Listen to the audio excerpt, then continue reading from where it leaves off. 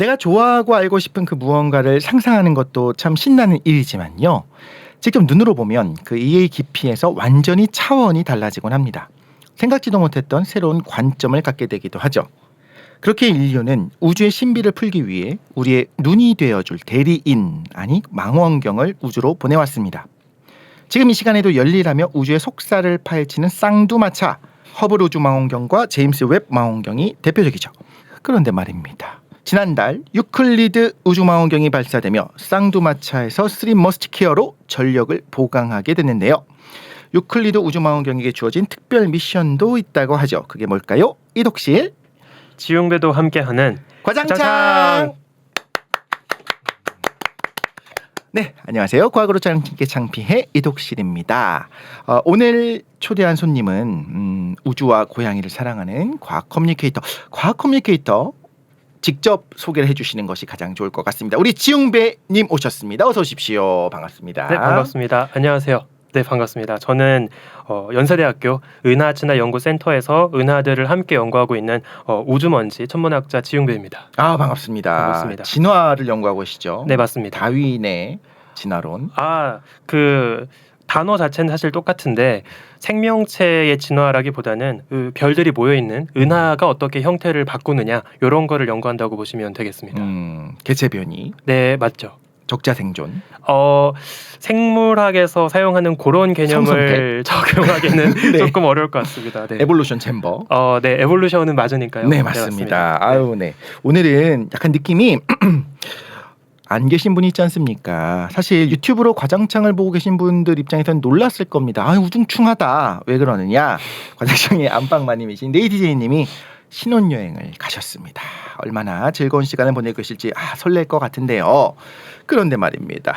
제이님이 얼마나 과장창에 최적화된 인재냐, 전 이거 딱 보고 알았는데요. 시즌 5 시작한 다음에 문경투 대장님이 화산 연구하러 스페인에 가셨단 말입니다. 그때 다녀오시고 출연도 하셨는데 제이님이 방송에 깊은 영감을 받아서 신혼여행을 어디로 갔는지 아시겠습니까? 카나리 제도? 스페인이요. 제가 지금 네. 힌트를 드렸습니다. 스페인령 카나리 제도. 거기까지는 몰랐습니다. 네네. 스페인으로 가셨다고 합니다. 네. 어떻게 그랬을까요? 그래서 정말 맞네. 문경수 대장님 갔다 온 데가 카나리 제도였죠. 네, 그래서 거기를 한번 던져봤습니다. 거기까지는 몰랐습니다. 그래서 이젠 과학과 뗄려 뗄 수 없는 신혼여행조차도 나 갔던 데 갈 거다. 이제 남극을 다녀오신 분을 한번 모시면 남극으로 신혼여행 갈 수도 있겠다 싶은 생각이 들고요. 우리 지흥배 각커님, 이제 우주먼지님도 신혼여행 어디로 가게 될지 정말 궁금한 상황에 있습니다. 그런데 오늘은요, 과장창보다는 과진충, 과학으로 진지해도 충분해. 과학으로 진지해도 충분하잖아. 약간 이런 느낌으로 과진충으로 여러분 놀라지 마시고요. 해도 될 것 같은데, 우리 지흥배 우주먼지님은 우주를 사랑하시니까. 네. 하지만 지구도 우주지 않습니까? 그쵸. 신혼여행을 가게 되면 1번 이불 밖은 위험하니까 이불 속에 들어가겠다. 2번 우주로 가겠다. 그래도 생애 한 번 하는 경험이니까 이왕이면 특별하게 우주로 가는 게 더 좋지 않을까 싶네요. 물론 비용을 누가 지불해 준다면. 내 돈으로 갈 수 없고. 아무래도 많이 비쌀 테니까. 맞죠. 네네. 맞습니다. 근데 뭐가 생애 한 번 하는 건가요? 신혼여행을 말씀드린 건데. 네. 제 주변에 그렇지 않은 분들도 좀 있었던 것 같습니다만, 네. 그분과 하는 신혼여행은 첫 번째일 수도 있겠다.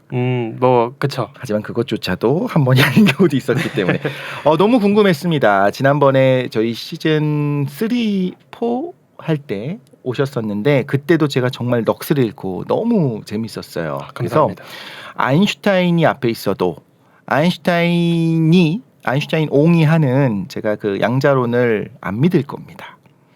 그런데 전 지웅배님이 말씀하신 이야기는 그냥 믿기로 결심을 했어요. 이분이 이야기하시면 틀리지 않습니다. 왜 그러느냐? 진정한 과학자의 자세인 것 같은데요. 내가 어디까지 아는지를 딱 설정을 하고요. 그 이상은 말씀하지 않으세요.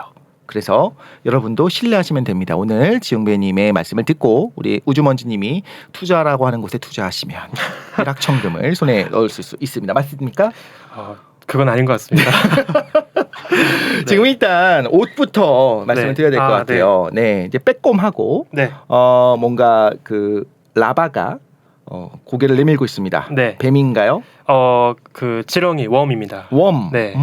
그 물리학에서 이제 우리가 그 블랙홀에서 화이트홀까지 뚫고 가는 네. 그 시공간의 구멍, 웜홀이라고 있잖아요. 그래서 말 그대로 벌레 구멍이니까 그걸 약간 언어 유의 삼아서 시공간의 웜홀을 타고 벌레가 이렇게 빼꼼하고 있는 이제 그런 너디한 옷을 제가 입고 왔습니다. 만드신 겁니까? 제가 만든 건 아니고요. 이제 또 저같이 너드한 분들이 많다 보니까 이제 그런 분들을 공략해서 나온 그런 제품인 거죠. 네, 사실 그 인터스텔라에 보면 그런 장면이 인상적으로 나오잖아요. 웜홀에 대해서 이야기를 하니까 이해를 못해. 굳이 종이를 가져다가 네. 이걸 팍 뚫으면서 이렇게 이야기를 하지 않습니까? 네. 자, 그래서 제가 이제 여쭤보고 싶은 겁니다.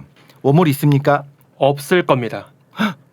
그리고 화이트홀은 있나요? 화이트홀도 없을 것 같아요. 설령 있다 하더라도 우리가 관측으로 검증하는 건 아마 불가능하지 않을까 싶습니다. 여러분 충격받지 마십시오. 이제 웜홀과 화이트홀 관련 업체 주식이 떨어지는 소리가 들리기 시작하는데 아니 근데 저 어렸을 때 그게 있다고 이야기를 했단 말이에요. 네. 근데 이제 이런 거죠. 블랙홀에 들어간 정보나 이런 것들이 어차피 증발할 수 있으니까 필요가 없다. 근데 필요가 없다고 해서 존재하지 않는다고 얘기하는 건 좀 너무한 거 아닙니까? 필요 없지만 존재할 수도 있잖아요. 이게 약간 그 디테일한 이야기를 찍먹만 조금 해보자면 네. 최근에 이론으로 계산을 해보니까 웜홀의 상태를 가정했을 때 얘가 안정적으로 존재할 수 있는 시간이 되게 짧아요. 그러니까 수 나노초밖에 안 되기 때문에 이게 정말 우리가 뭐 우주선을 타고 활용할 만큼 안정적인 웜홀이 존재하기는 어려울 거라고 생각을 할 수 있고요. 네. 따라서 설령 있다 한들 찰나만 존재하다가 사라질 것이기 때문에 우리가 관측적으로 입증하는 건 불가능할 거다라는 게 아마 대부분의 입장일 겁니다. 화이트홀은 어떻습니까? 화이트홀도 우리가 사실 그 화이트홀이라는 개념이 나왔던 이유 자체가 말씀하신 것처럼 먹는 구멍이 있으면 네. 그 먹은 무언가를 밖으로 내보내는 것도 있어야 하지 않겠냐. 그렇죠. 구멍은 이제, 있어야죠. 그렇죠. 네. 이제 그런 거를 상상하다 보니까 자연스럽게 나왔던 개념이긴 한데요. 요즘에는 블랙홀 자체가 에너지를 잃어버리면서 천천히 증발할 수 있다라고 하는 뭐 호킹 복사 네. 같은 대안들도 있고요. 그래서 블랙홀이 굳이 다른 별도의 그 구멍으로 배출을 할 필요가 없다라는 것이 주류 의견으로 많이 가고 있는 것 같아요. 그러면 수학적으로도 이제 사실 필요 없는 상황이 된 거고. 네, 그렇죠. 그러다 보니까 수학적으로 필요해서, 그러니까 모델 때문에 필요해서 만든 개념이기 때문에 굳이 이야기하지 않아도 되는 네, 그런 상황이 왔다는 거잖아요. 맞습니다. 이런 이야기들 나눠볼 수 있는 것이 바로 우리 지웅배 각커님, 우리 우주먼지와 함께 이야기를 할 수 있을 것 같습니다. 일단 또 하나 얘기하려고 했는데 많은 분들이 궁금해하세요. 그래서 우주먼지님은 무슨 일을 하시냐? 네. 진화론자입니다. 우주 진화론자. 네, 맞습니다. 네. 일단 제가 하고 있는 거는 간단하게 말씀을 드리면 우주에 굉장히 많은 은하들이 있어요. 근데 은하들은 혼자 살고 있지 않습니다. 인접한 은하들과 중력으로 주고받고 충돌하고 반죽되고 하고 있죠. 그래서 그런 은하들의 충돌이 은하 하나하나의 삶에 어떤 영향을 주고 있는지를 연구를 하는 거예요. 네. 대표적으로 은하 안에 인접한 은하에게서 가스 물질을 막 뺏어서 먹어버리면 신선한 가스 물질이 갑자기 유입이 되는 거니까 네. 한동안 별을 못 만들던 노쇠한 은하가 네. 갑자기 회춘을 합니다. 약간 블러드 메리가 맞아요. 처녀의 피로 약간 그런 느낌이 드네요. 맞습니다. 그래서 그렇게 회춘한 은하들이 또 한창 막 어린 척하면서 별 탄생이 폭발적으로 벌어지거든요. 그럼 제가 이제 그 동안인 척하고 있는 그 속임수를 보이고 있는 은하들 같은 걸 잡아내서 네. 얘네가 왜 이런 모습을 갖고 있는지 이런 것들을 찾아내는 거죠. 그럼 그 뒤에 가려져 있는 핏발린, 네, 그죠? 깃발린, 네. 새로운 물질 빨린 은하들에게 다시 이제 회복할 수 있는 기회를 주는 거군요. 네, 맞습니다. 하나 너무 무식한데 정말 궁금한 질문 하나 드릴게요. 전 너무 흥미로운데 누군가 물어봐요. 그래서 그거 왜 해? 왜 하는지를 이야기하는 것도 품격 있는 대답이 사실 너무 궁금하거든요. 이거 왜 그걸 해야 되나요, 우리가? 진짜로 제가 너무 좋은 질문이라고 생각을 하고요. 사실 천문학자로서 되게 많이 받아본 질문이기도 해요. 솔직히 말하면 처음에 그 질문을 받았을 땐 좀 기분이 나빴어요. 근데 막상 그 사람을 설득할 만한 충분한 답을 제가 만들 수가 없더라고요. 사실 솔직히 말하면 제가 연구하고 있는 건 수억 광년, 수백억 광년 거리에 떨어진 천체들이기 때문에 사실 우리 일상과는 별 다른 상관이 없습니다. 제가 우주를 연구한다고 해서 당장 우리의 삶에 어떤 큰 도움이 되는 건 아니죠. 하지만 저는 천문학이 사라지지 않고 수천 년, 수만 년 동안 계속 인류가 우주를 바라보고 고민해왔다는 것 자체가 우리에게 당장 쓸모가 없을지언정 그게 궁극적으로 쓸모가 없진 않다는 걸 이야기하는 증거라고 생각을 하거든요. 우리의 본능이 네. 알고 싶어하는 거네요. 물론 제가 이렇게 말씀을 드려봤자 사실 와닿진 않을 거라는 걸 제가 잘 알고 있습니다만 한 가지 간단하게 예를 하나 들어드리면 좀 교과서 같은 이야기이긴 합니다만 그 뉴턴이 이제 젊었을 때 사과같이 가벼운 것도 떨어지는데 어떻게 달은 떨어지지 않을까 이거를 고민을 했고 그 결과 중력에 붙잡혀서 충분히 빠른 속도로만 돈다면 궤도 운동을 할 수 있다 이런 거를 발견을 하게 되죠. 네. 사실 당시 관점으로 돌아가면 한량같이 사과나무 아래 앉아가지고 사과는 왜 떨어지는데 달은 안 떨어지지? 이런 고민하는 것 자체가 좀 한심했을 거예요. 가족들 입장에서는. 그렇죠. 되게 당연한 걸 고민하고 있으니까. 그렇죠. 근데 그렇게 발견한 아이디어가 400년이 지나서 우리가 인공위성을 발사하는 원리로 그대로 쓰고 있다는 거예요. 사실 돌아가서 생각해 보면 당시 뉴턴이 했던 고민은 어떻게 하면 대륙 반대편의 친구와 카톡을 주고받을 수 있을까? 어떻게 해야 다른 나라에서 하는 축구 경기를 라이브로 볼 수 있을까? 이런 실용적인 고민을 한 게 아니었어요. 그렇죠. 그냥 지극히 자연 자체에 대한 질문을 던진 거죠. 근데 그 당연할 수밖에 없는 현상이 왜 당연한지를 설명하는 과정에서 궁극적으로 한참 있다가 후손들에게 유익한 발견을 만들어 준 거예요. 그런 점에서 안타깝게도 지금의 동시대의 천문학자들은 여러분들의 지금의 삶에 큰 도움이 될 만한 지식을 솔직히는 전달해 드릴 수 없다고 생각합니다. 하지만 우리가 발견한 여러 그 지식들이 궁극적으로는 수백 년 뒤에 우리가 더 발전되고 공학적으로 그걸 충분히 누릴 수 있는 시대가 된다면 언젠간 그런 발견들도 우리에게 직간접적으로 영향을 줄 거다라고 저희는 생각을 하거든요. 전 얘기를 들으니까 직접적으로 영향을 줄 것 같아요. 우리 은하가 늙으면 회춘시켜야죠. 네, 그러게요. 그래서 한 100억 년 정도 지난 다음에 갤럭틱 안티에이징을 그렇죠. 네, 할 수 있는 방법을 네. 근데 방법은 보이는데 방식 어떻게 해야 될지를 모르겠네. 이론만 아는. 그건 이제 공학자들이 해야죠. 그렇죠. 그렇구나. 이 자세입니다. 네. 그렇죠. 그건 너희가 해. 네. 이론은 천문학자가 만들고 네. 방법은 공학자들에게 맡기겠습니다. 아주 무책임한 우주먼지님과 함께하고 있습니다. 하나만 더 여쭤볼게요. 어린 시절의 우주먼지님, 제가 보니까 우주먼지님을 보면서 많은 분들이 내 자녀가 저렇게 컸으면 좋겠다. 너무 좋아하는 분들이 많아요.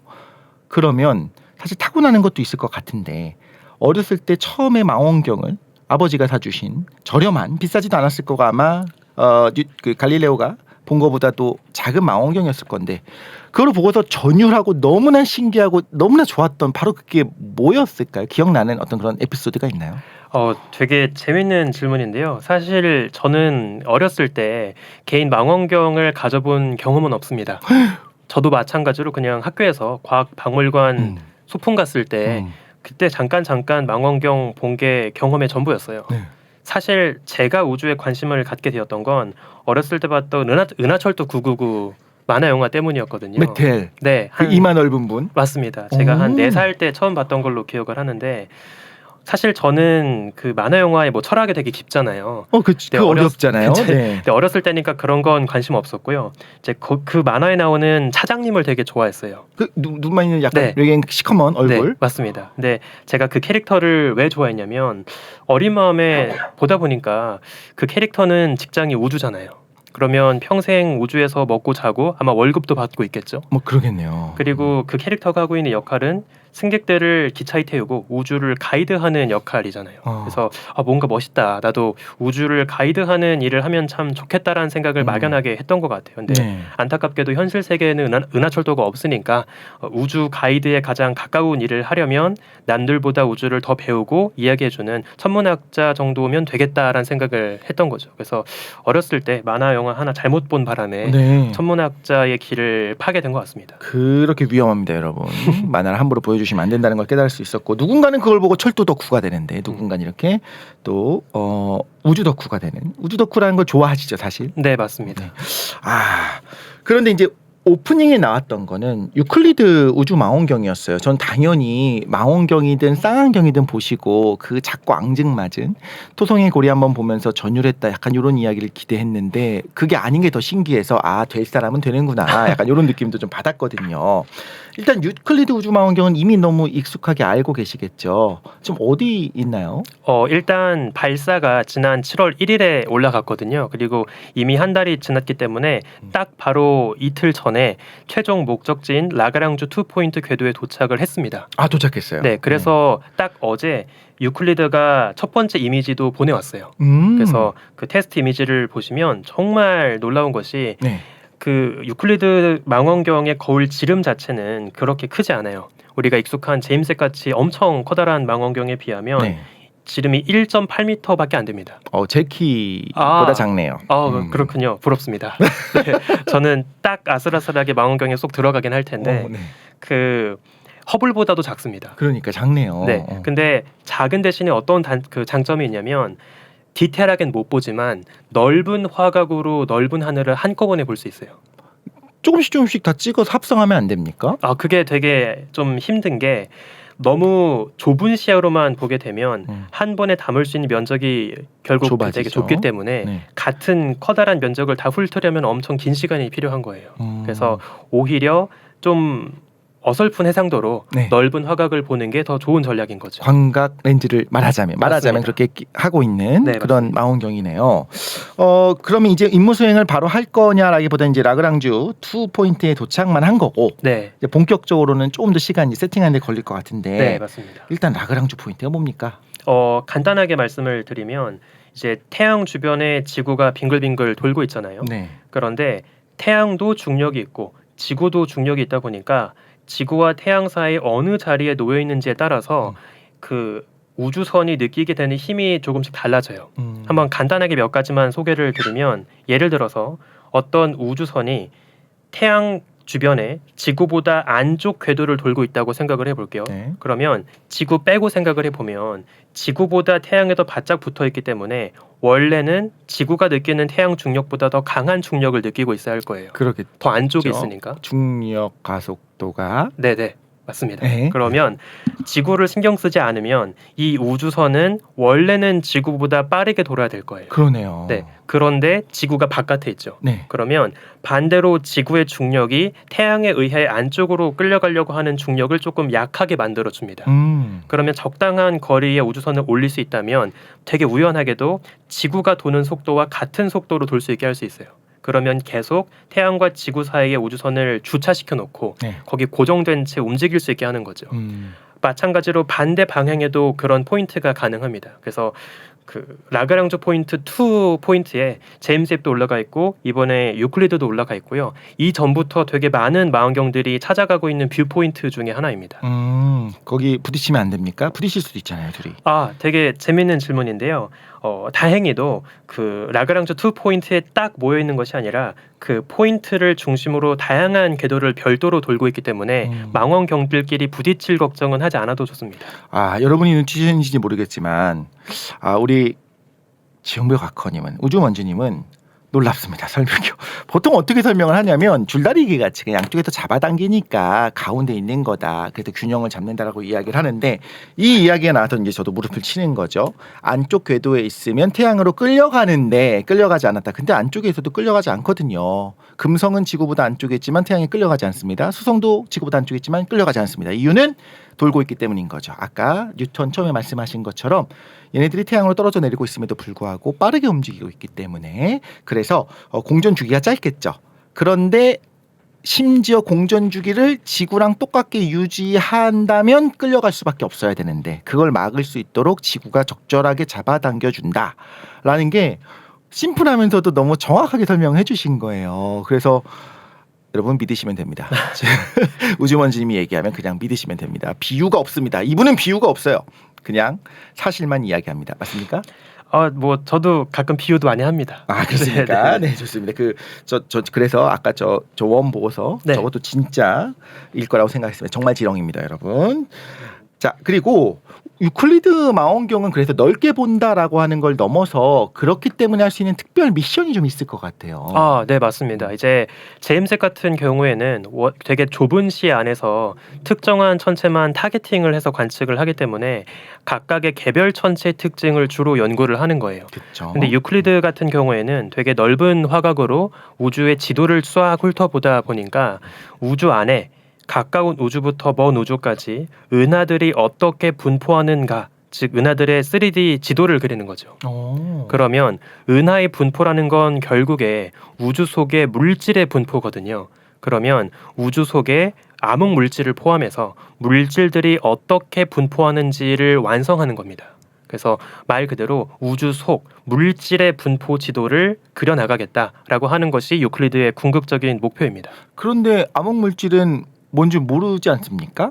근데 분포를 네. 어떻게 알 수 있을까요? 그리고 애써서 지금 말씀 안 하고 계시는데 암흑 에너지, 네네. 암흑 에너지도 할 거면 같이 탐사해야 되지 않을까?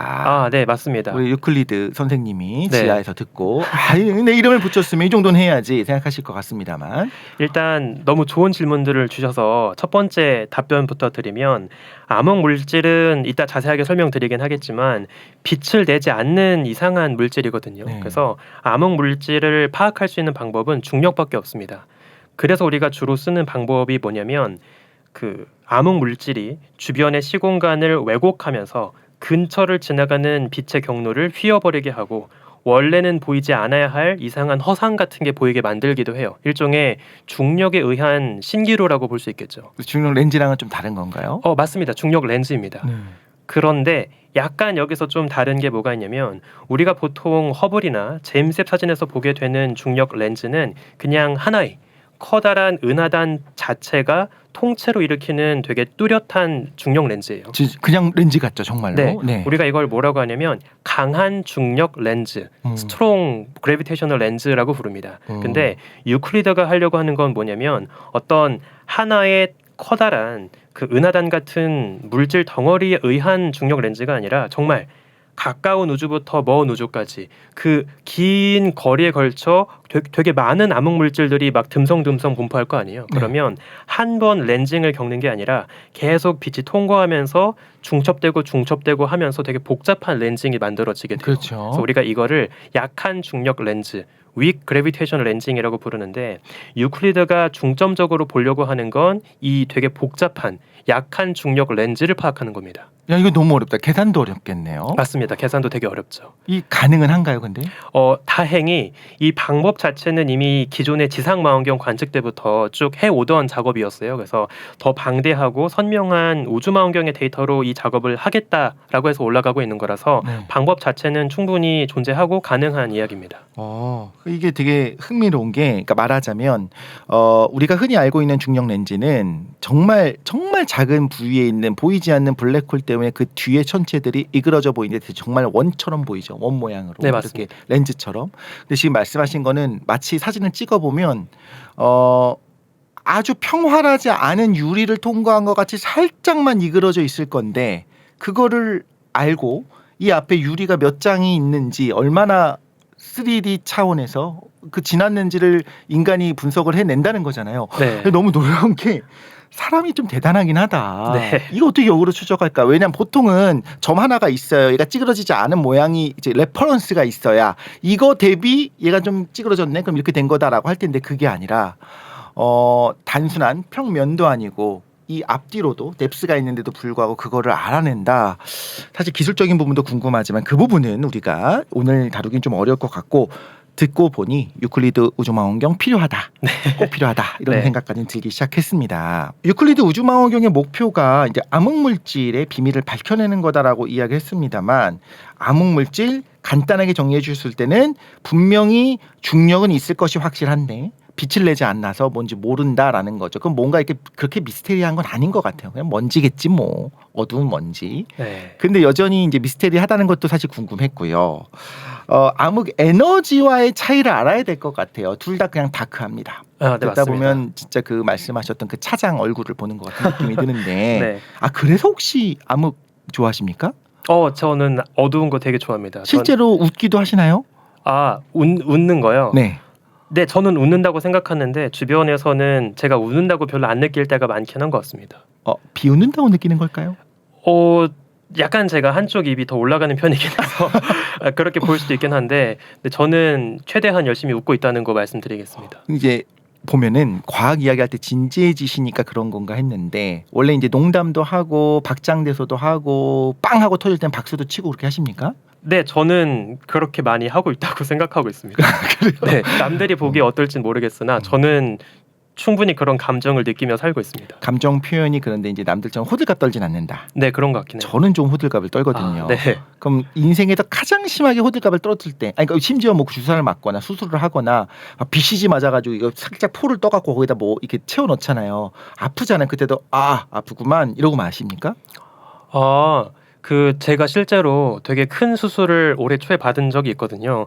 그 뇌하수체 종양이 생겨가지고 그래요? 네, 전신 마취를 해서 코로 막 뇌 수술을 하는 그런 되게 무서운 수술이었어요. 네네. 근데 그때도 그 치료가 끝나고 나서 회복 기간이 되게 고통스럽긴 했거든요. 근데 말씀하신 것처럼 뭐 주사를 맞거나 뭔가 조치를 할 때마다 고통을 최대한 감내했던 편인 것 같기는 해요. 표현하면 안 되는.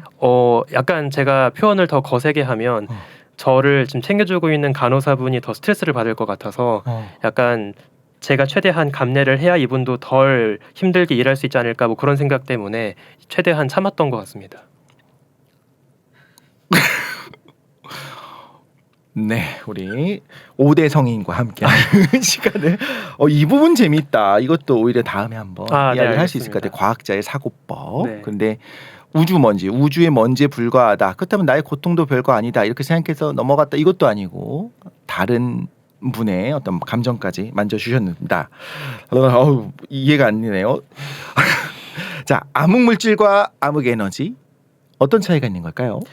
간단하게 사실 말씀하신 것처럼 너무나 많은 분들이 암흑 물질하고 암흑 에너지를 되게 혼동하세요. 그래서 하나 잠깐 TMI로 말씀을 드리면 저희 그 교수님 중에도 막 뉴스에서 한창 암흑 에너지 없다 뭐 이런 이야기로 되게 좀 이슈가 되었던 교수님이 계시거든요. 네. 근데 그 뉴스를 보고 많은 분들이 우리 교수님이 암흑 물질이 없다고 했다 이렇게 오해하시는 분도 너무 많아요. 근데 일단 정정을 해드리면 저희 교수님은 암흑 에너지에 대해서만 이야기를 한 거고 암흑 물질에 대해서는 아무런 의견을 제시하신 적이 없습니다. 자, 그러면 둘이 어떤 차이냐라고 하면 암흑 물질은 어쨌든 뭔진 모르겠으나 물질이라고 생각하고 있어요. 즉 중력을 작용하고 있는 거죠. 중력은 서로 잡아당기는 힘입니다. 따라서 우주 팽창을 더디게 하는 방식으로 작용하고 있을 거예요. 서로 수축하려고 하니까요. 맞습니다. 간단하게 만약에 우리 우주에 지금보다 더 많은 암흑 물질이 있었다면 우주 팽창 속도는 훨씬 느렸을 겁니다. 반대로 암흑 에너지는 그 중력에 대항해서 우주 팽창을 더 빠르게 가속시키고 있는 어떤 미지 에너지라고 보고 있고요.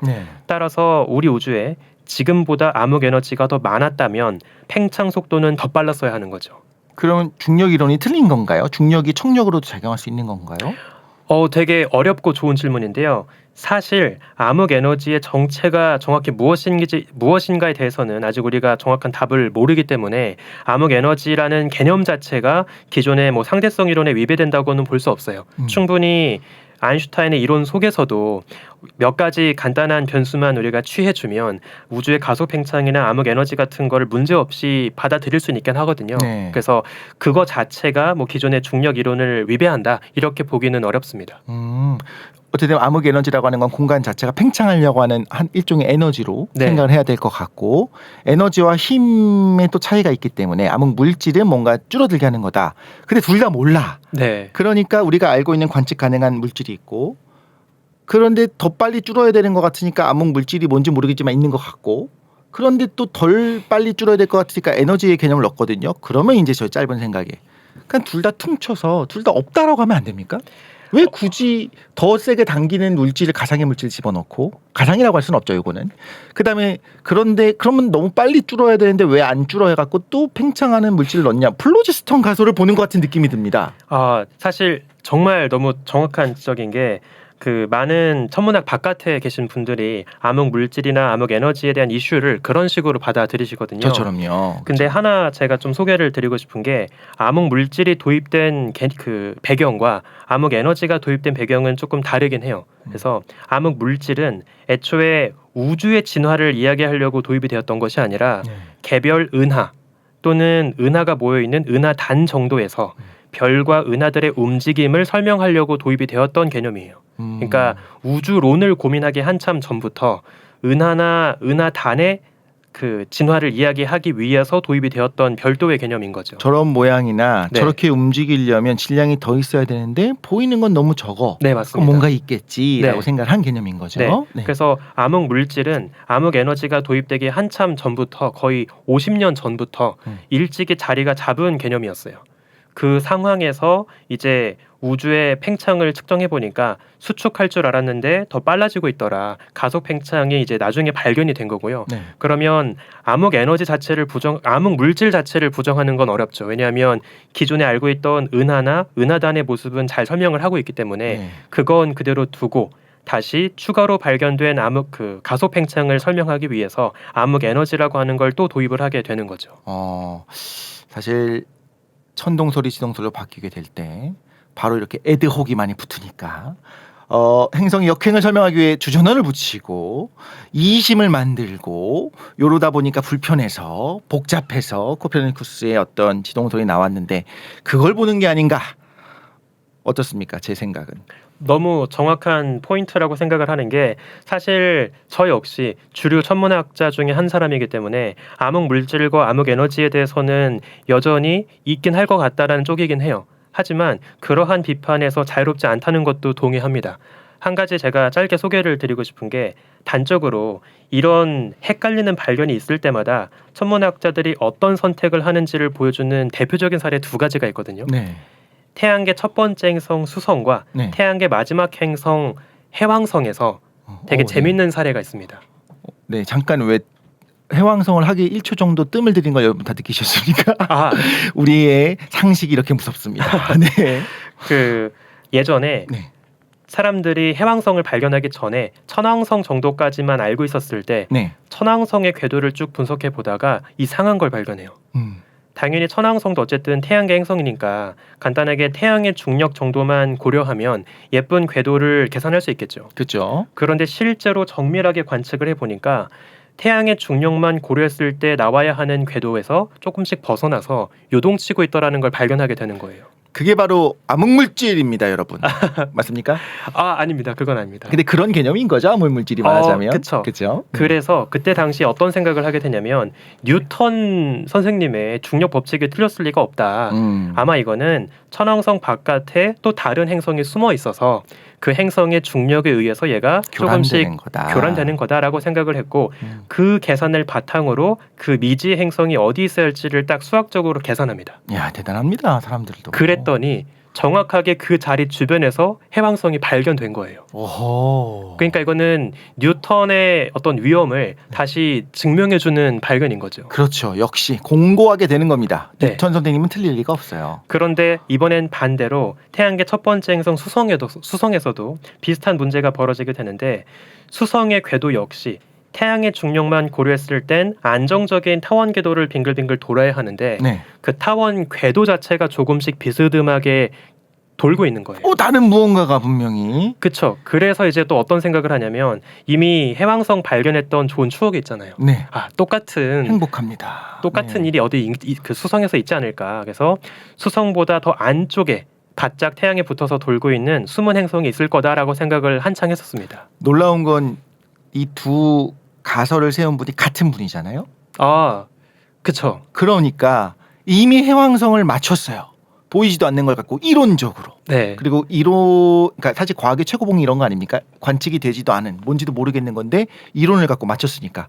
근데 바로 그분이 수성 안쪽에 또 뭐가 있다고 주장을 하니, 그럼 이분은 제가 지웅배 우주먼지님을 보는 것처럼 많은 천문학자들이 이분은 틀릴 리가 없다. 물론 이제 엄밀하게 보면 약간 그 수성에 대한 논의와 해왕성에 대한 논의는 약간 시기가 좀 다르긴 해서 정확하게 동일 인물이라고는 보기 어렵고 좀 큰 의미에서 네. 이제 뉴턴 법칙이 적용될 거다라는 그 믿음 아래 네. 수성과 해왕성에서 똑같이 접근을 했다고 볼 수 있겠죠. 그런데 우리가 그때 그 수성보다 안쪽에 있을 거라 생각했던 미지의 행성을 뭐라고 했냐면 수성보다 더 안쪽에 있으니까 뜨거울 거 아니에요. 네. 그래서 신화 속에 등장하는 대장장이 신의 이름을 붙여가지고 벌칸, 오, 예. 그 행성 이름을 벌칸이라고 불렀습니다. 헤파이스토스 아니었나요? 근데 그 아마 다른 뭐 그리스냐 로마냐 이름이 좀 차이가 있을 테니까. 벌칸. 이름도 좀 멋집니다. 그쵸. 벌칸. 네. 근데 우리 그 누구도 그 태양계 행성 순서 외울 때 벌, 수금, 지화 이렇게 안 외우잖아요. 그러네요. 벌칸은 지금껏 발견되지 않았거든요. 있긴 합니까? 없을 것 같아요. 물론 사실 있다 하더라도 관측이 어렵긴 할 겁니다. 태양에 바짝 붙어 있을 거니까 관측할 수 있는 기회가 되게 적긴 할 거예요. 완벽하게 태양과 수성의 라그랑주 포인트를 돌고 있어서 우리한테 안 보일 가능성. 아니 옆에 보면 보이겠구나. 그죠? 옆으로 그쵸. 보면 보여야죠. 네. 네. 근데 아직 발견되지 않았고 그러면 추가 행성을 생각하지 않고 어떻게 이 수성의 이상한 궤도 변화를 이야기할 수 있을까? 네. 그거를 해결한 게 바로 뉴턴의 만유력 법칙을 무너뜨리고 네. 등장했던 아인슈타인의 이론, 상대성 이론입니다. 기가 막힙니다, 여러분. 지금 그래서 이게 무슨 말이죠? 무슨 의미죠, 근데? 그래서 제가 드리고 싶은 말씀은 우리가 태양계 행성도 보면 수성에서는 기존의 중력 이론을 무너뜨리고 새로운 중력 이론을 도입함으로써 문제를 해결했던 반면에 네. 해왕성에서는 기존의 중력 이론은 그대로 고수한 채 그걸 통해서 숨어있는 미지의 어둠 속의 천체를 발견한 거예요. 네. 그러니까 천문학에서는 항상 기존의 상식과 어긋나는 어노멀리가 등장하게 되면 어떤 어둠 속에 숨어있는 미지의 천체를 가정하거나 기존의 중력 이론 자체를 부정하고 새로운 중력 이론을 도입하거나 두 가지 선택지가 가능하다는 거죠. 네. 따라서 지금의 암흑 물질 이슈에서도 아직까지는 대부분의 천문학자들이 해왕성에서 경험했던 방식으로 해결을 하려고 하는 거예요. 지금의 우리의 우주론으로 설명이 가능하다. 네. 기존에 이젠 아인슈타인 이론이 이제 고전 이론이 된 거죠. 네. 그래서 아인슈타인의 이론은 그대로 두고 이 안에서 미지의 중력 물질이 더 있을 거다라고 생각을 하고 있고요. 일부 소수의 물리학자들은 수성 방식으로 이걸 해결하려고 하는 거예요. 아예 틀렸다. 아인슈타인도 틀렸다. 아인슈타인을 더 넘어서서 더 보편적인 새로운 중력 이론이 필요하다. 이런 방식이 지금 경쟁을 하고 있는 거죠. 사실 별거 아닌 것처럼 보이는 그 광전 효과를 설명하는 데 있어서 이게 살짝 탁 뽑아 보니까 무슨 말도 안 되게 많은 고구마 감자들이 막 끌려왔지 않습니까? 이런 거일 수도 있고 아닐 수도 있다. 그리고 집단 지성으로서 지금은 모든 것을 열어놓고 있네요. 약간 과학혁명의 구조를 보는 것 같은 느낌이기도 하고 정말 흥미로운 건 우리가 지금 주류 천문학자들이 하는 발표가 다 이제는 고전 같은 팩트 같은 진리로 받아들이기도 하는데 이제 최근에 아까 우리 지용배 우주먼지님이 말씀해 주셨지만 그 암흑 에너지의 개념을 전면으로 없애도 되지 않나라는 주장을 하는 과학자분이 지금 지용배님의 모교에 교수님이 계시단 말이죠. 그 부분에 대해서 이제 좀 나중에 좀 결론이 나오고 주류 천문학계에서 어떻게 받아들이는지도 과장창에 와서 단독으로 해주실 것을 좀 요청을 드리고요. 네, 알겠습니다. 지금 정말 흥미로운 이야기들이 많이 나오고 있습니다. 과진충 과학으로 진지해도 충분하다. 네. 보이지도 않고 관측할 수도 없고 뭔지도 모르지만 있긴 있는 게 거의 확실하게 느껴지는 이 부분만큼은 그런데 이걸 주장하는 그 과정이 있었을 것 같아요. 당연하게도 그냥 뭐 이런 게 있으니까 있다라고 하자라고 하면 아무도 받아들이지 않았을 거고 과학자는 논문으로 말하고 어쨌든 관측을 말하고 수치로 말하지 않습니까? 그래서 우리가 과학사를 한번 보자. 우주가 지금 우리가 생각하는 것처럼 대충 별 사진 찍어가지고 나온 것이 아니다라는 거잖아요. 먼저 이런 문제 이슈를 생각해낸 사람부터 좀 짚어보면 좋을 것 같아요. 네, 좋습니다. 일단 되게 뜻밖의 인물이 등장을 하는데요. 우리가 그 절대온도 단위 이야기할 때 켈빈 있잖아요. K요? 네. K? 코리아 아닙니까? 그랬으면 좋겠지만 네. 안타깝게도 이제 켈빈인데 그 19세기 물리학자 윌리엄 톰슨 켈빈이 이제 되게 다양한 연구를 많이 했어요. 뭐 대표적으로 지구의 나이를 재는 그런 연구를 하기도 했고 조금 헛발질이 있었죠. 네, 우주에 대한 연구도 많이 했었는데 이제 그때 어떤 생각을 하냐면 이때까지만 해도 우리 은하가 우주의 전부였습니다. 그래서 우리 은하의 질량을 재는 건 우주 전체의 질량을 재는 시도였던 거죠. 그럼요. 그래서 이때 이제 어떤 식으로 은하의 질량을 재려고 하냐면 어쨌든 은하 속의 별들은 우리 은하 전체 중력에 붙잡혀 돌고 있을 거예요. 네. 그러면 각각의 별들이 대략 어느 정도로 빠르게 돌고 있는지만 보면 그 별을 붙잡고 있는 우리 은하의 전체 중력을 알 수 있겠다 싶었던 거죠. 은하 중심을 기준으로 해서요. 맞습니다. 은하수를 보고서 네. 그때 이미 은하수를 그림을 그려보고 이 정도가 대충 중심이겠거니까진 다 알고 있었던 거네요. 네, 맞습니다. 왜냐하면 별의 밀도가 더 높은 쪽을 중심으로 짚으면 되니까요. 네. 그걸 가지고 이제 대충 계산을 해보거든요. 근데 여기서 어떤 문제를 발견하냐면 그 중력으로 유추한 우리 은하의 중력이 되게 무겁게 나왔어요. 그러니까 꽤 질량이 무겁더라 하는 게 나오는 거죠. 근데 아무리 눈으로 봐도 은하수에 있는 별의 개수가 그렇게 많아 보이진 않는 거예요.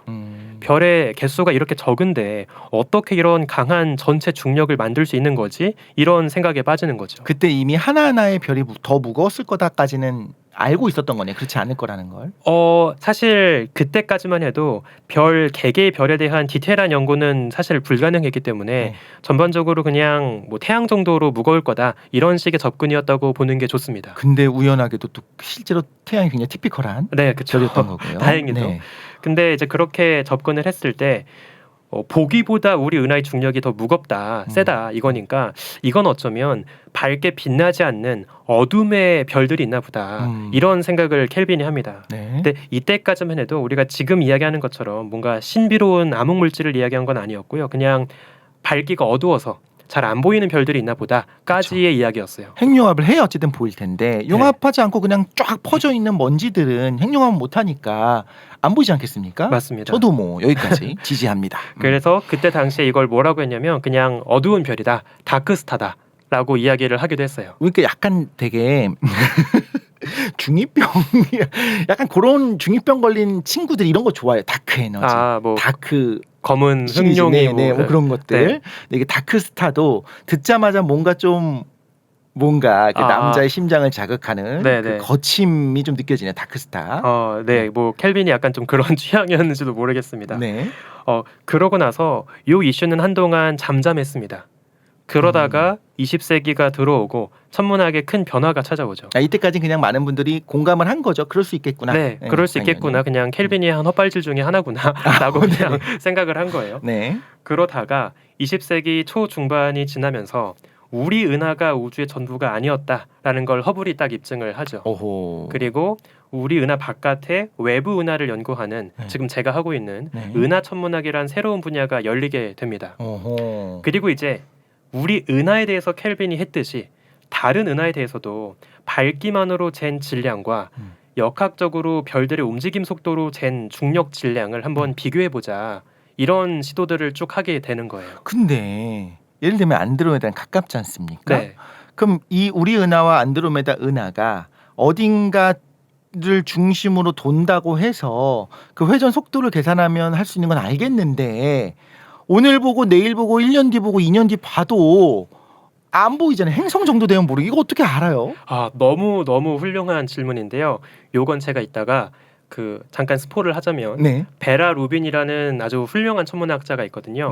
그분 이야기할 때 조금 디테일하게 설명을 드릴게요. 네. 이거 많은 분들이 이제 궁금해하시면서 계속 방송을 들어주면 좋을 것 같습니다. 네. 일단 간단하게만 소개를 드리면 이제 20세기 그 중반에 덴마크 출신의 크누트 룬드마크라는 천문학자가 있었는데 이 사람이 되게 지금까지도 쓰이고 있는 훌륭한 개념을 하나 제시를 합니다.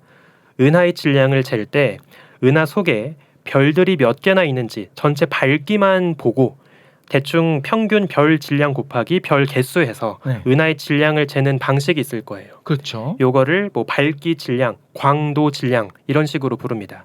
또 두 번째 방식은 아까 켈빈이 한 것처럼 은하계 안에 살고 있는 별들이 얼마나 빠르게 돌면서 붙잡혀 있는지 그 별을 붙잡고 있는 은하의 중력을 통해 유추하는 중력 질량이 있을 거예요. 그 차이가 말하자면 암흑 물질의 양이 되겠죠. 맞습니다. 그래서 룬드마크가 어떤 그 물리량을 제시를 하냐면 밝기 질량보다 중력 질량이 얼마나 무겁냐를 나타내는 간단한 비율이에요. 그래서 천문학에서 이거를 ML 레이시오 ML 레이시오. 매스 네. 투 라이트 레이시오입니다. 그래서 중력 질량 나누기 광도 질량 한 값이에요. 그래서 이거를 계산해 보니까 사실 간단하게 생각해 보면 어쨌든 동일한 은하를 방법만 다르게 해서 질량을 잰 거잖아요. 네. 그러면 뭐 비슷한 값이 나야 될 거 아니에요. 그렇죠. 그런데 평균적으로 그 질량 대 광도비를 구해 보니까 10에서 100까지가 나오는 거예요. 차이가 많이 나네요. 그렇죠. 그러니까 어떤 애들은 그러니까 말하자면 암흑 물질이 많은 거고 네. 어떤 애들은 좀 적네요. 네, 되게 들쭉날쭉하긴 했는데 물론 이거는 그 당시의 관측 기술의 좀 오차이긴 합니다만 어쨌든 중요한 건 밝기 질량으로 잰 것보다 최소 10배 이상은 중력 무겁다. 질량이 무겁더라라는 거죠. 반대는 하나도 없었나요? 거의 없습니다. 그럼 지금 같은 경우에 만약에 반대가 나온다면 뭔가 가려가지고 안 보이는 거겠거니라고 생각하겠네요. 이것도 너무 좋은 질문인데요. 이게 되게 재밌는 게 요즘 우리가 관측하고 있는 되게 작은 왜소한 은하들이 있어요. 네. 이 왜소한 은하들 중에는 암흑 물질이 되게 적어 보이는 케이스들이 있습니다. 네. 그러면 질량 대 광도비 그 질량 대 1에 광도 가깝게? 그 비율이 거의 1에 가깝게 나오는 거죠. 그래서 이게 또 재밌는 게 역으로 옛날에는 광도 대 질량비가 1이 아니어서 문제였지. 이상했잖아요. 네. 근데 이제 1이 아닌 게 정상이 된 거예요. 최소한 10은 돼야죠. 네. 그래서 이제 요즘에는 이게 1이 아니면 암흑 물질이라는 게 없어서 걔네가 이상한 애들이 되는 거예요. 아니면 안 보이거나 네. 아니면 암흑 물질이 없는 거네요. 왜 없지? 그거는 이제 조금 빛을 가려서 그렇진 않아요. M 질량은 그대로지만 L 질량이 작게 나온 거 아닐까요? 간단하게 한 말씀을 드리면 그 왜소 은하들은 어떻게 만들어질 수 있냐면 덩치 큰 은하들끼리 막 충돌하다가 네. 그 찢어져 나간 조각들 중에 하나가 왜소 은하로 보일 수도 있어요. 근데 그 과정에서 암흑 물질들이 되게 많이 큰 은하 쪽으로 흡수가 되면 별 질량만 쑥 빠져나와 가지고 얘네만 이제 떠돌게 되는 거죠. 외롭네요. 네, 그러면 암흑 물질이 없는 다크 매터 디피션트 은하다라고 부르거든요. 그래서 그런 은하가 가능하긴 합니다. 그렇게 설명한다. 네, 맞습니다. 설명할 수 있다. 말씀하신 그 켈빈과 룬드마크 모두 지금 우리가 알고 있는 암흑 물질을 일단 개념 이거 있어야 될 것 같다. 이제 당위성을 좀 발견을 한 건데 암흑 물질인 거다라는 개념을 얻고 뭐 다크스타 정도였다라는 거잖아요. 그러면 암흑 물질이라고 하면서 좀 미스테리한 느낌으로 다가온 건 언제부터라고 봐야 될까요? 이것도 되게 좋은 질문인데요. 이제 아까 말씀드린 룬드마크의 발견을 접하고 나서 우리가 너무 잘 알고 있는 그 수학자 푸엥카레가 네. 되게 멋진 네이밍을 딱 지어줍니다. 이걸 그때 프랑스 말로 뭐라고 하냐면 제가 발음은 좀 구립니다. 마띠에르 옵스큐레라고 불러요. 마띠에르 옵스큐레. 네. 옵스큐레는 왠지 뭔가 보는 거. 맞습니다. 그래서 이게 직역하면 미지의 물질이란 뜻이에요. 아니네. 옵스큐레가 오브젝트군요. 마띠에르가 매터입니다. 베트예요. 네, 마띠에르가 매터고 옵스큐어가 약간 옵스큐어드, 약간 가려진 물질.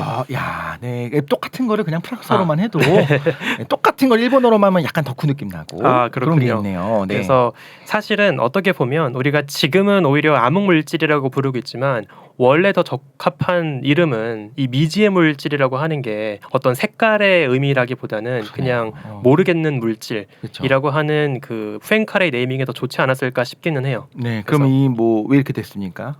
카르텔 때문입니까? 이제 그 다음에 1930년대 들어오면서 되게 중요한 발견을 한 사람이 하게 되거든요. 이제 스위스 출신의 프리츠 쯔비키라고 하는 사람인데요. 이 사람은 은하 하나가 아니라 은하가 여러 개 모여 있는 은하단을 연구합니다. 네. 그리고 똑같이 은하단 속에 살고 있는 은하들이 얼마나 빠른 속도로 우주 공간을 누비고 있는지 그 녀석들의 속도를 재는 거죠. 근데 측정을 해보니까 얘네가 너무 빠르게 막 움직이고 있는 거예요. 근데 막 움직여요? 네, 막 은하단 속에서 은하들이 막 이렇게 떠돌고 있는 거죠. 서로 질량 중심으로 회전하는 게 아니고 막 UFO처럼? 그렇죠. 정확하게 말하면 은하단의 전체 질량 중심으로. 근데 약간 보일 때는 복잡하게 보이는 거죠. 네. 사방으로 난잡하게 이제 움직이는 것처럼 보였던 거죠. 네. 그래서 이게 되게 왜 신기했냐면 은하단을 보면 은하만 밝게 빛나고 있어요. 네. 은하와 은하 사이 공간은 텅 비어있잖아요. 비어 있습니다. 네. 그러니까 당연히 밝기로만 재면 은하단의 전체 질량도 그리 무겁지 않을 거라고 생각을 한 거죠. 그런데 은하들의 움직임 속도로만 또 재면 너무나 강한 중력으로 붙잡혀 있어야만 가능한 거예요. 처음으로 다시 돌아가서 얘기를 하자면 이렇게 빨리 움직이는데 튕겨져 나가지 않는다는 거는 뭔가 강하게 끌어당기는 게 있다라는 거죠. 네. 그래서 이제 그때 당시에 스위스 출신이었던 쯔비키가 이걸 뭐라고 부르냐면 독일어로 덩클매터다. 덩클매터. 암흑 물질 다크매터다라고 이제 네이밍을 딱 그때부터 하게 됩니다. 그래서 이때부터 이게 다크매터로 좀 굳어지게 되었던 거죠. 아, 이거는 정말로 까만 부분 때문에 여기 뭐가 있기 때문이다라고 이름을 붙였다는 거잖아요. 네. 일단 이런 주장을 했습니다. 그럼 이제 학계 분위기는 안 그래도 미스테리한데 그게 뭐가 있는 거구나라고 다 주류가, 왜냐하면 우리가 관측의 한계가 있으니까 받아들였을까요? 아니면 아니다 이렇게 했을까요? 이것도 아주 좋은 질문인데 쯔비키가 처음에 은하단에서 은하들이 너무 빠르다 이걸 발견했을 때 처음에 반론도 있었어요. 이걸 어떻게 해석을 하려고 했냐면 야 덩클 매터 그 뭐 이상한 거 말이 되냐. 속도를 잘못했다. 아니요 그건 아니었고요. 네. 은하단에 은하들이 유입된 지 얼마 안 돼서 그렇다. 아직 안정화되기 전이다. 네, 안정화되지 않아서 네. 은하단 자체의 나이가 어리기 때문일 거다. 아마 좀 더 지나면 튕겨 나갈 거다. 네, 뭐 그렇게 이제 이야기를 네. 한 거죠. 하지만 이러한 반론은 잠깐 주목을 받다가 얼마 지나지 않아서 은하와 별의 나이를 정확히 잴 수 있게 되면서 네. 이건 바로 부정됩니다. 그래서 딱 정확히 나이를 재보니까 얘네는 뭐 수십억 살, 100억 살 됐으니까 그 반론은 이제 힘을 잃게 되는 거죠. 그러니까 정말 수십억 년 동안 그 빠른 속도로 날아가지 않고 벗어나지 않고 은하들이 잘 붙잡혀 있다라는 게 더 확실해지는 거예요. 그러면 이렇게 발레 좀 다른 주장들이 당연히 난무하게 되고요. 뭔가 새로운 사실이 있게 되면. 그런데 이제 종합적으로 증거가 없으면 이제 기각되는 거잖아요. 그럼 이 시기에 단순히 무거운 게 있나 보지 뭐를 넘어서는 증거가 있을 것 같아요. 막 속속들이 막 폭발적으로 황금기가 오면서 암흑물질의 증거로 나온 것들 좀 얘기할 수 있는 게 있을까요? 크게 두 가지를 말씀을 드리고 싶은데요. 네. 이제 더 70년대로 들어오면서 제가 아까 잠깐 스포일러 해드렸던 베라 루빈의 관측이 있고요. 베스킨 라빈스. 그 다음에 2000년대가 되면서 허블 망원경과 함께 가능해졌던 중력 렌즈 관측이 있습니다. 네. 이 두 가지가 이제 그 기존의 관측을 더 넘어서서 암흑 물질의 증거를 더 공고하게 해준 두 가지 발견이라고 할 수 있어요. 더 자세하고 새로운 툴로 봤더니 오히려 오차가 줄어들면서 더 공고하게 보인다. 맞습니다. 분명히 있어야만 하는 걸로 보인다. 예전에는 눈이 안 좋았는데 렌즈를 꼈는데 더 잘 보여. 미인이야. 네. 그 뭔가요? 이제 제가 이해할 수 있을까요? 제가 최대한 한번 노력해 보겠습니다. 네. 일단 간단하게 핵심부터 정리를 해드리면 이전까지 뭐 쯔비키가 되었든지 룬드마크가 되었든지 이때까지 주장할 수밖에 없었던 건 암흑 물질이 이 정도로 있어야 해까지만 이야기할 수 있었어요. 네. 그 천체 주변에 암흑 물질이 어떻게 분포할지 암흑 물질의 지도를 그리는 건 아직 불가능했습니다. 그렇죠. 네, 그냥 네. 어느 정도의 질량이 추가로 필요하다라는 그 차이값만 이야기할 수 있는 거예요. 질량 중심이 어째 모였을 거니까 네. 도넛 모양이든 네. 가운데 뭉쳐 있든 비슷할 맞습니다. 거다. 그런데 베라 루빈의 발견과 이후에 중력 렌즈부터의 발견은 암흑 물질이 얼마나 더 있어야 하는지뿐만 아니라 그 공간 속에 암흑 물질이 실제로 어떻게 분포할지 지도까지 그려줄 수 있게 되는 거예요. 기가 막힙니다. 만약에 이게 중간에 모여 있다면 그냥 물질인 거고 균일하게 분포하고 있다면 뭔가 또 중력이랑 좀 다른 느낌으로 움직이는 다른 걸 수도 있겠네요. 네, 그렇죠. 그래서 이게 정말 어떤 공간상에 퍼져 있는 빛으로만 보이지 않는 중력만 행사하는 물질인지 아닌지 이제 이런 걸 좀 더 명확하게 네. 볼 수 있는 거죠. 그래서 일단 첫 번째 베라 루빈 이야기를 잠깐 드리면 아까 질문 주신 게 그 은하 뭐 어젯밤 보고 오늘 밤 봐봤자 다 똑같은 모습일 텐데 네네. 어떻게 얼마나 빨리 돌고 있는지 어떻게 아냐 그쵸. 이런 말씀을 하셨잖아요. 조금 어려운 이야기이긴 한데 제가 한번 욕심을 내서 이야기를 드려볼게요. 좋습니다. 여러분도 한번 도전. 네. 도전. 네. 일단 배경 지식이 하나 필요합니다. 도플러 효과라고 하면 그거는 우리 과장창 다 압니다. 이거 네. 삐뽀 삐뽀 삐뽀 삐뽀. 맞습니다. 약간 적세편이 할 때 나오는 네, 바로 그래서 그거죠. 뭐 빛이 됐건 소리가 됐건 어떤 파원이 이동을 하면 가까이 다가올 때는 파장이 짧아지고 멀어질 때는 파장이 길어지고 하는 현상이 있어요. 네. 이걸 도플러 효과라고 하는데 은하 회전에서 쓸 수 있습니다.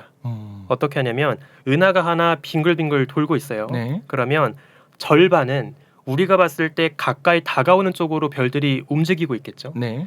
반대쪽 절반은 지구에서 멀어지는 쪽으로 움직이고 있을 거예요. 왼쪽 팔과 오른쪽 팔이 맞습니다. 서로 다른 방향이죠. 약간 피자 도우를 생각하시면 될 것 같아요. 네. 그러면 지구를 향해 다가오는 쪽의 별빛은 원래의 파장보다 짧은 쪽으로 치우칠 겁니다. 청색 그렇죠. 답변이. 청색 네, 파트로 청색으로. 이동을 하겠죠. 네. 반대로 반바퀴를 돌아서 지구에서 멀리 도망가는 쪽으로 가는 별들 파트는 더 붉은 쪽으로 네. 긴 파장 쪽으로 치우쳐서 보일 거예요. 자, 그러면 어떤 은하를 딱 관측을 했을 때 얘가 회전하지 않는다라고 하면 그 별빛의 스펙트럼은 딱 정해진 라인에서만 보여야 할 겁니다. 그렇죠. 그런데 얘가 만약에 회전을 하게 되면 그 정해진 라인을 중심으로 약간 붉은 쪽으로 치우친 빛도 들어올 거고 네. 약간 푸른 쪽으로 치우친 빛도 함께 들어올 거예요. 네. 그러면 날카롭게 솟아있는 스펙트럼이 보이는 게 아니라 양 옆으로 더 펑퍼짐하게 뚱뚱해진 스펙트럼이 보이게 되는 거예요. 네.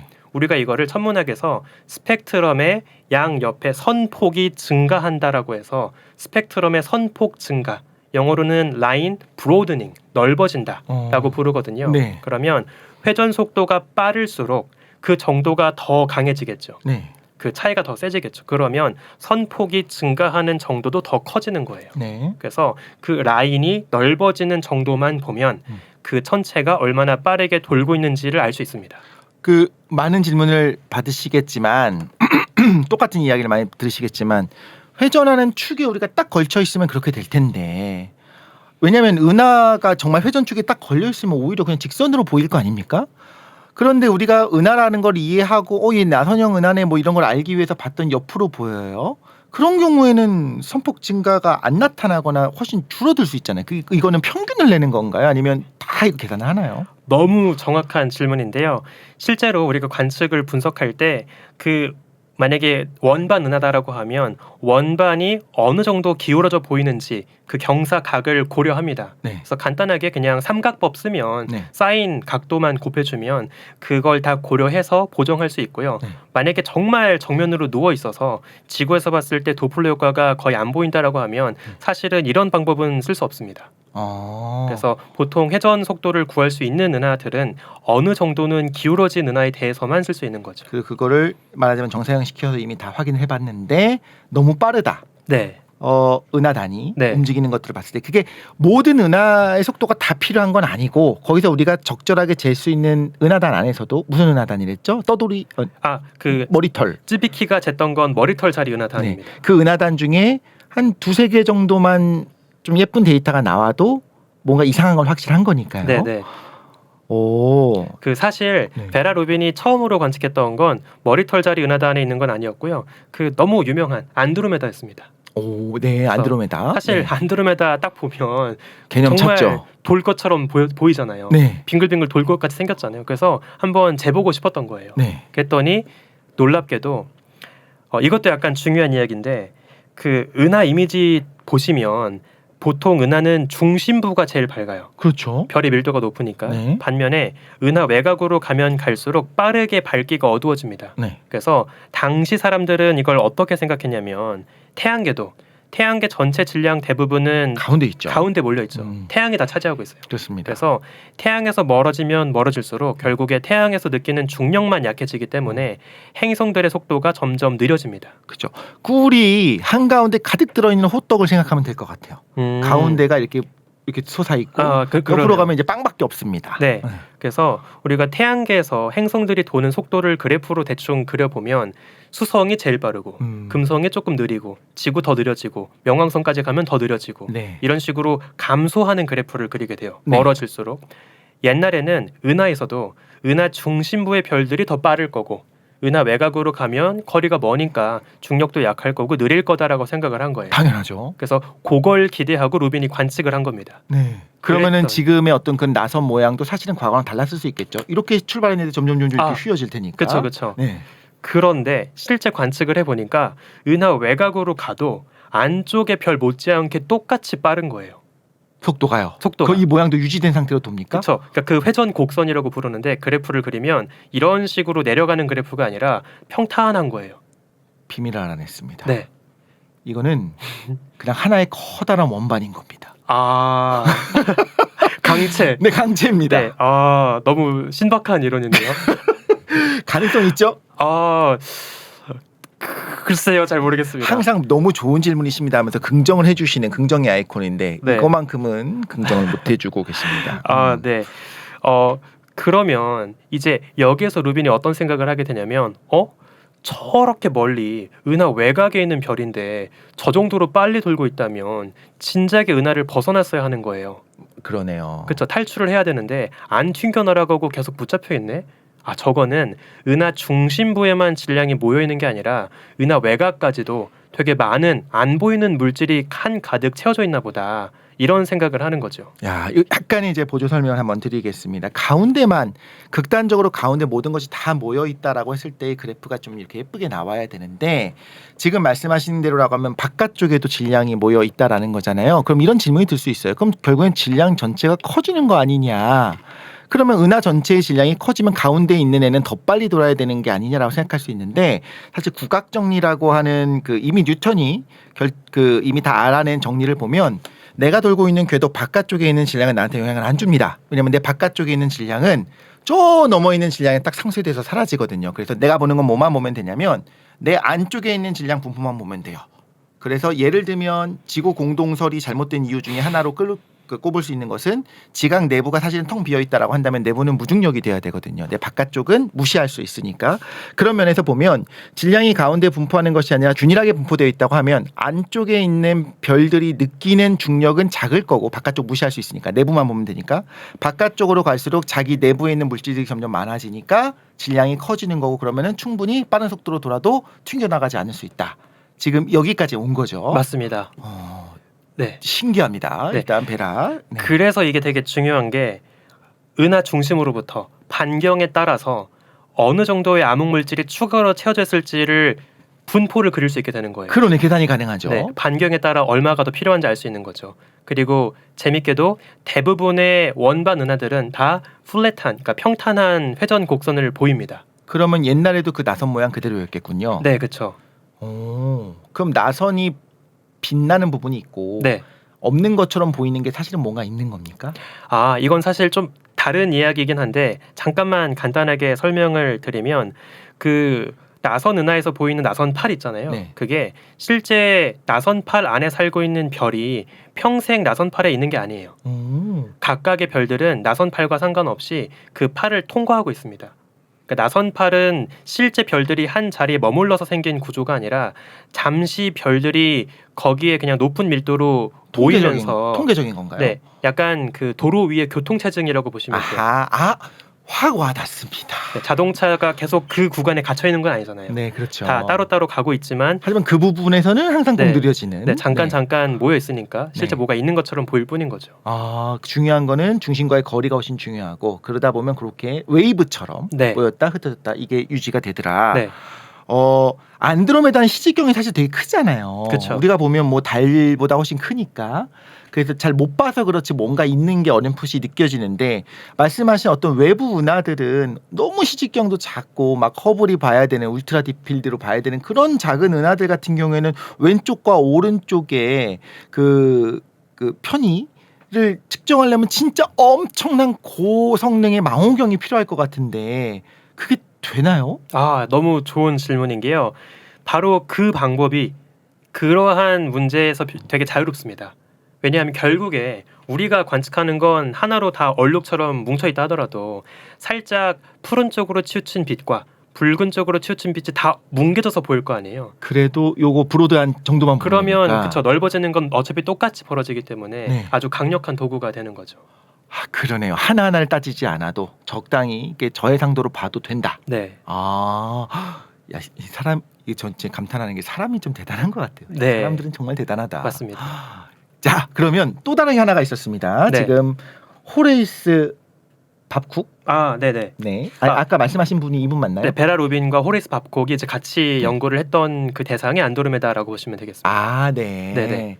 그럼 이 정도 되니까 제가 지금까지 평생 우주에 대해서 공부했었던 것보다 훨씬 많은 내용이 이 짧은 시간 동안에 막 공급돼 들어옵니다. 왜냐하면 이게 보다 보면 책을 보다 보면 근데 이게 어떻게 한 거야라고 진짜 맞아요. 물어볼 사람이 없거든요. 여러분이 물어볼 사람이 없을 때 누굴 찾는다?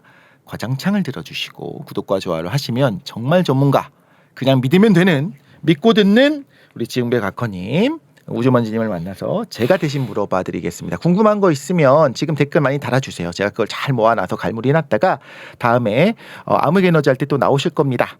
그때 또 제가 대신 질문을 드리도록 하겠습니다. 모두에게 과학이 필요한 시간 과장창. 오늘은 과학으로 진지해도 충분히 재미있다.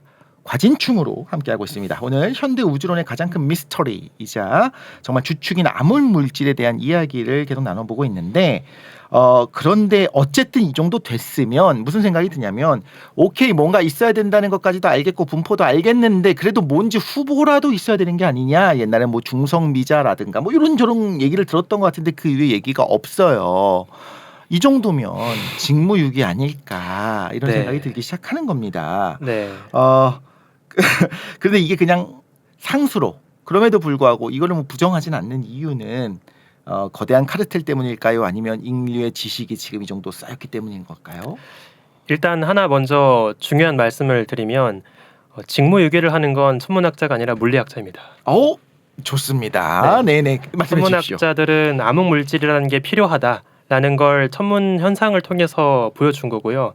그 물질의 정체가 무엇인지는 열심히 입자 물리학자들이 밝혀야 하는 거죠. 그러니까 저희들은 과제를 드렸을 뿐 그 과제의 답을 찾지 못하고 있는 건 입자 물리학자들입니다. 너무 좋지 않습니까? 근데 천문학자 물리학자인 줄 알았어요. 저는. 좀 다릅니다. 진화론자인가요? 진화론자라는 게 어떤 의미일까요? 우주의 진화를 연구하니까. 그렇죠, 그렇게 볼 수 있죠.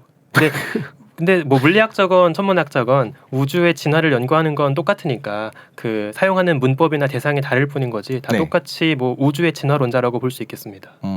성선택. 뭐 적자생존. 저는 은하의 충돌을 연구하니까 은하 커플들을 연구하고 있거든요. 그렇죠. 네네. 그리고 새끼 은하도 생기고. 그렇죠. 가끔. 네. 네, 좋습니다. 직무유기하지 마시고 제가 다음에 물리학자분이 나오시면 그분에게 좀 재촉하다. 근데 입자 물리학 안에서도 특별히 우주의 이 암흑 물질의 후보가 될 만한 입자를 연구하는 분야가 당연히 세세하게 다 있는 거죠. 맞습니다. 그럼 모든 입자 물리학자, 그러니까 이론 물리학자, 실험 물리학자들이 직무유기하는 건 아니고 그분들이 네. 그분들도 괴롭다. 네. 알고 싶으니까. 네, 물론 이렇게만 제가 이제 도망가기보다는 간단하게만 잠깐 좀 추가 설명을 드리고 싶은데요. 원래는 천문학자들이 이 암흑 물질을 한때 뭐라고 생각을 했냐면 옛날에 그 켈빈의 다크스타 아이디어처럼 일반적인 천체이지만 밝지 않아서 보이지 않을 뿐인 천체이지 않을까라고 생각을 한 거예요. 그럴 수 있죠. 뭐 이를테면 블랙홀도 있고 네. 또는 행성, 소행성 이런 것들은 은하 공간에 있다 하더라도 안 보일 거 아니에요. 네. 그래서 이런 개념을 한때 뭐라고 불렀냐면 무겁고 굉장히 밀도가 높고 땅땅한 물체다라고 해서 매시브 컴팩트 오브젝트라고 불렀어요. 매시브 컴팩트 오브젝트. 매시브 컴팩트 헤일로 오브젝트. 헤일 오블렛. 네. 헤일 오브젝트. 헤일로. 헤일로. 네, 은하 헤일로를 떠도는 매시브하고 컴팩트한 오브젝트다라고 해서 이걸 또 천문학자들은 말 줄이는 거 좋아하잖아요. 네. 그래서 이걸 줄여가지고 마초라고 불렀습니다. 그러네, 마초네. 네, 그래서 우주에 이제 마초를 찾자 네. 그런 프로젝트가 있었어요. 근데 한 20년 동안 열심히 찾았거든요. 근데 아무리 찾아봐도 지금까지 발견한 마초는 우리가 채워야 하는 암흑물질 전체 질량의 2%밖에 안 됩니다. 그러니까 마초가 설령 있다 하더라도 이것만 가지고는 다 채울 수가 없는 거죠. 그러네요. 그래서 이제 우리가 가상의 입자를 막 상상하기 시작을 하는 거예요. 네. 아무리 봐도 암흑물질은 빛을 흡수하지도 않고 발하지도 않고 빛과 아무런 상호작용도 상호작용이 하지 않아요. 없어. 네. 그런데 오직 중력으로만 자신의 존재를 뽐내고 있단 말이죠. 알았습니다. 유리입니다. 유리가 가득 찬 겁니다. 유리 우주네요. 빛이 네. 유리천장이라는 것도 그런 거 아니겠습니까? 네. 네, 우주에 가득 차 있는데 빛과 상호작용하지 않기 때문에 흡수하지도 않고 반사하지도 않고 그대로 투구하는 바로 유리로 가득 찬 우주에 우리는 살고 있다. 어떻습니까? 되게 재밌는. 긍정하지 못하는. 재밌는 이론이라고 생각합니다. 그럼 개인적으로 여쭤볼게요. 이거는 네. 어떤 지금 천문학이 천체 물리학은 이 정도 됐습니다라고 하는 그런 걸로서 말고 그냥 어떤 개인적인 생각이 있잖아요. 정말 흥미로운 생각일 수도 있어요. 그래서 우주먼지님은 우주먼지일까요? 아니면 뭘까요? 뭐라고 그냥 개인적으로 생각하세요? 암흑 물질의 네네. 정체요. 네.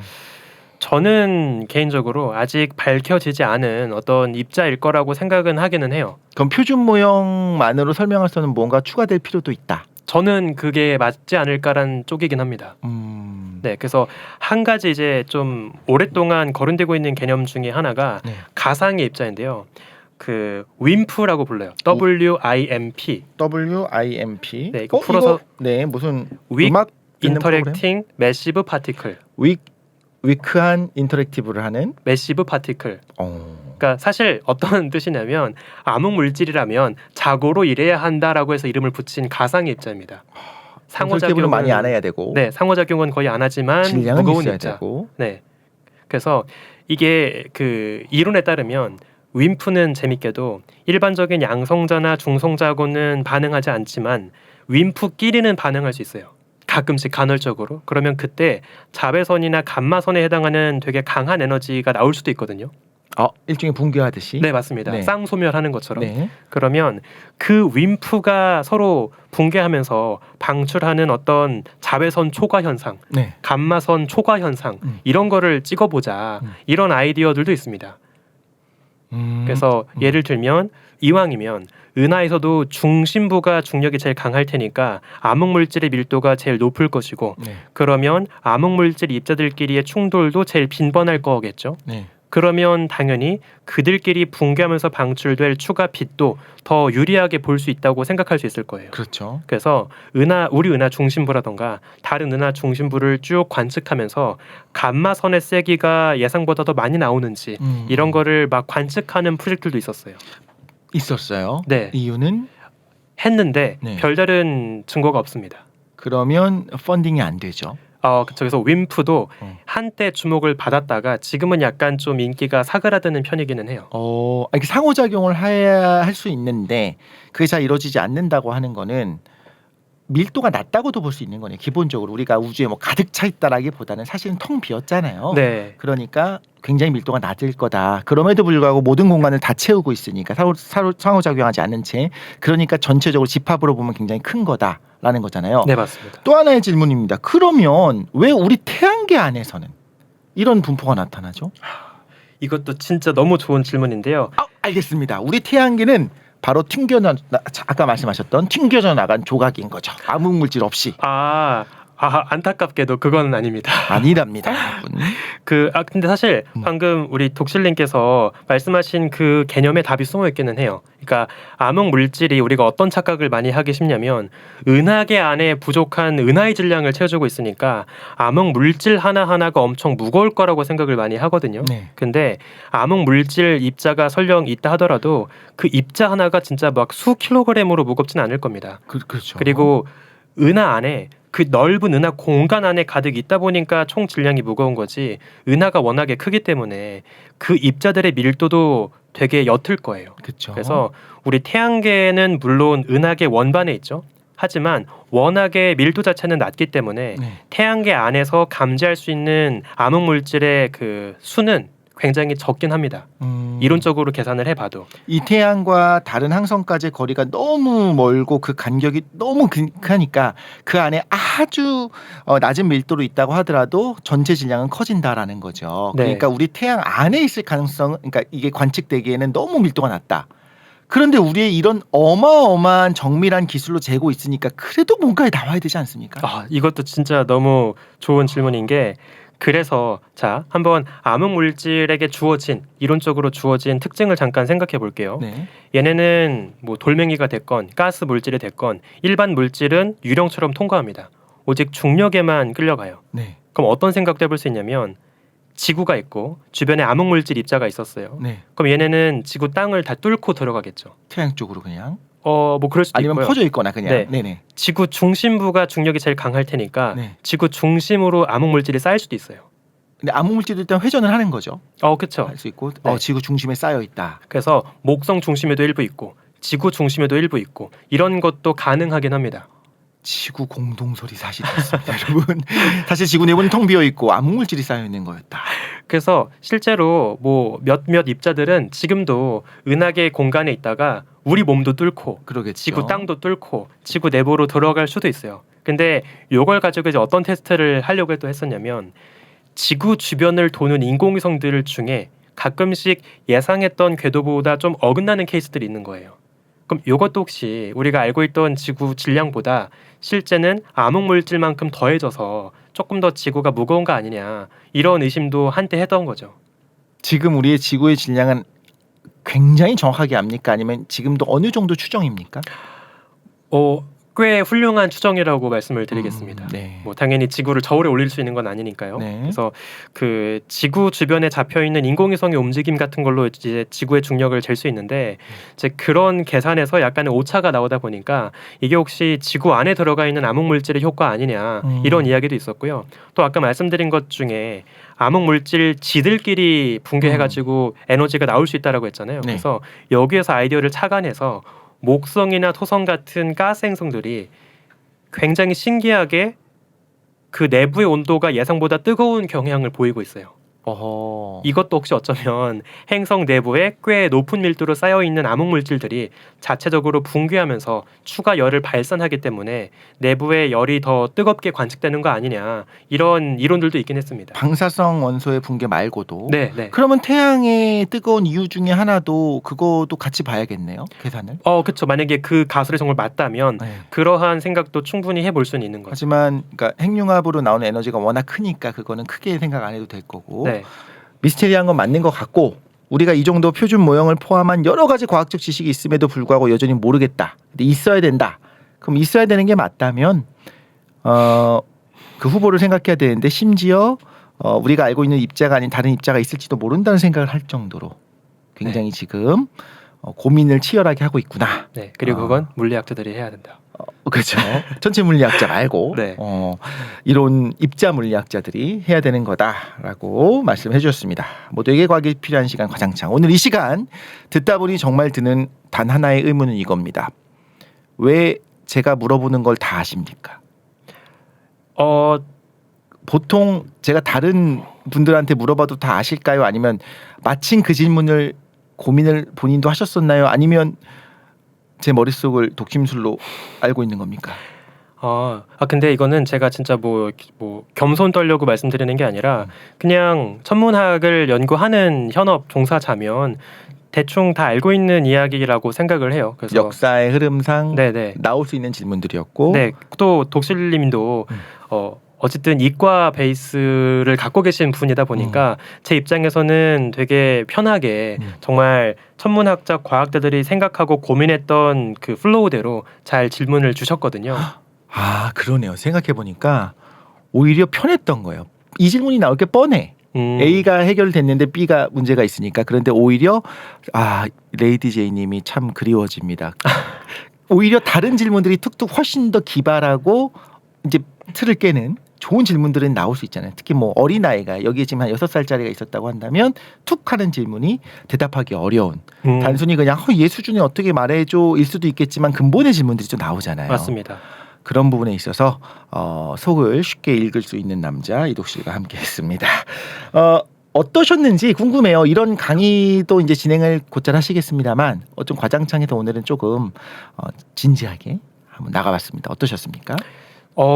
네, 사실 저는 저 스스로가 굉장한 진지충 캐릭터라고 생각을 하기 때문에 이렇게 방송에 나가는 거가 조금 어울리지 않는 캐릭터일 수 있겠다는 생각을 항상 했거든요. 근데 너무 감사하게도 제가 하고 싶은 이야기를 마음껏 꺼낼 수 있도록 잘 도와주셔서 저도 혼자 신나가지고 이야기를 막 했던 것 같습니다. 진짜 재미있는 것 같아요. 흥미로운 시간이었고 이걸 이해한다면 한 2번, 3번 반복해서 듣다 보면 이해할 수 있겠죠. 그러고 나면 또 우주의 신비가 조금 더 밝혀지지 않을까 생각이 들기도 합니다. 오늘 우리 힘차게 한번 마무리해보도록 하겠습니다. 대한민국 모두가 과학으로 장난치는 그날까지 모두에게 과학이 필요한 시간 과장창 파이팅!